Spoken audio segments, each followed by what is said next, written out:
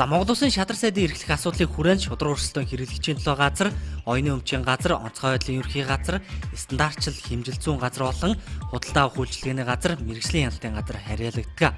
За тус агентлагийн удирдлагууд өнгөрсөн 2 дугаар сард хийж гүйцэтгсэн ажлаа өнөөдөр шадар сайд хүрэлцэхэд тайлгналаа.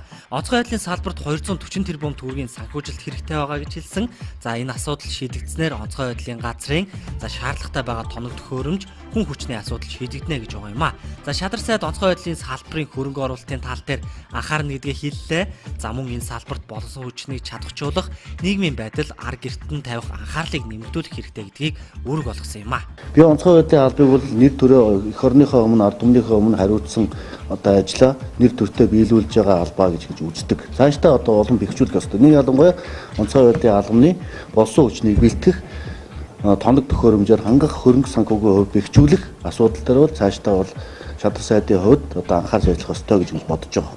Тэр ч учраас энэ жилийн төсөвт бас тодорхой хэмжээний хөрөнгө мөнгө суулсан. Бас гадны хөрөнгө оруулалт орж байгаа нийтдээ 30 орчим тэрбум төгрөгийн хөрөнгө оруулалтыг хийж онцгой байдлын албаны техник хэрэгсэл тоног төхөөрөмжийг сайжруулах ийм арга хэмжээг бид нар энэ жил шуурхаа авч хэрэгжүүлнэ гэж шийдсэн тийм ээ. Энэ бол их ач холбогдолтой.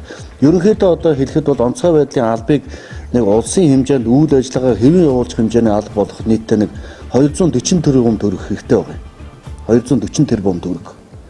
Энэ 240 тэрбум төгрөг зөвхөн техник хэрэгсэл тоног төхөөрөмж аварч хамгаалах ажиллагааг хийдэг тоног төхөөрөмжлөлд зориулагдах мөнгө шүү дээ.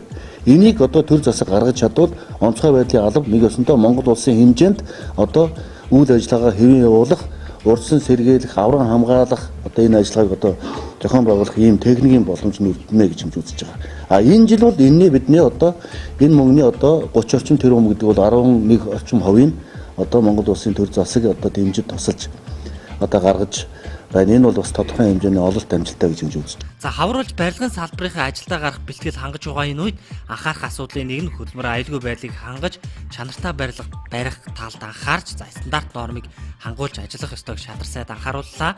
Оюуны өмчийн газрын тухайд интернет орчинд дэх оюуны өмчийг хамгаалах асуудал чухлаар тавигдаж байгааг онцллоо. За энэ асуудлыг шийдвэрлэхэд хууль эрх зүйг хангаж өгөх ёстой гэдгийг тус газрын удирдлага мөн мэддэж байсан юм а. Төмийн энергийн газраас шилжиж ирсэн албан тушаалт нийт 30 гаруй хүн нийт цалингийн илүүдэлтэйгээр илүү цалин авч явж байсан 30 гаруй хүний асуудлыг бол зохицуулж бүтэц оронтой шинжилгээний асуудал бол хийгдсэн байгаа.